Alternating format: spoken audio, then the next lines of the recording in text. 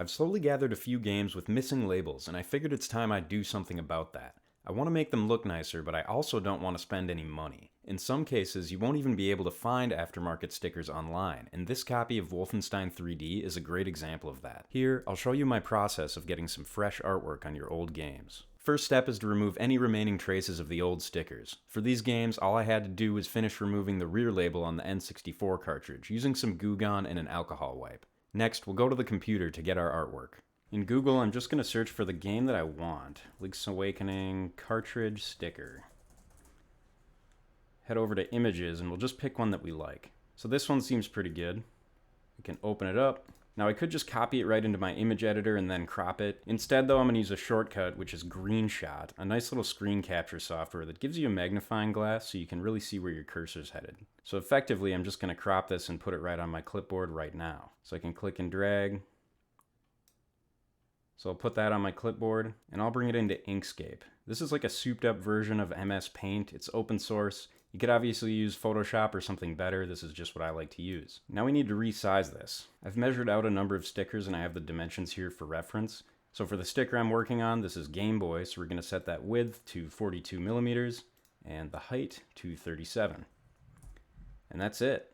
This sticker is at the correct size for printing. I can copy and paste as many as I want because I'm more than likely going to screw up the first couple. And we can do the same process in Google to find other images. For instance, Wayne Gretzky's 3D Hockey 98. I've already cut that and sized it to 54 by 62. I'm also going to need the back label, 78 by 37.5. And lastly, I needed Wolfenstein 3D for Game Boy Advance, and that one's 43.5 by 22. I've already set the dimensions on all of these. So I'll probably make separate pages for each one of these and print them out individually. When I have everything I want on a sheet, I'll delete everything outside of it, and then we can just Control P to print. Printing on regular paper with no special settings, these are the results we get. To protect the surface of the label and give it a gloss finish, I'm going to cover it using regular clear packaging tape. Here, I'm just using a flat spudger to get rid of any creases or air bubbles, and it looks pretty nice. On the back side of the label, I'll use this double-sided adhesive so we can stick it to the cartridge later. This is applied in the same way as the packaging tape was. I'll do a rough cut on the labels and then start on the final trim. Last thing is to round off those corners, and the label is done. And I think it looks pretty good. We'll make sure it's going to fit nicely before removing the adhesive liner. Get everything lined up and stick it down. Here's the end result. Not bad.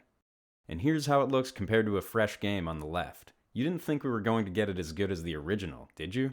For the front N64 label, I had to use 2 pieces of packaging tape since mine wasn't wide enough. There is a seam there as a result, but I can live with it. I also added this text that reads reproduction label, which I forgot on the other 2 games. In general, it's something I would recommend, especially for more valuable titles, just to make it as obvious as possible. We're not trying to pass these off as the real thing. So I'll finish these up with the same methods you just saw, and that pretty much covers what I wanted to show today.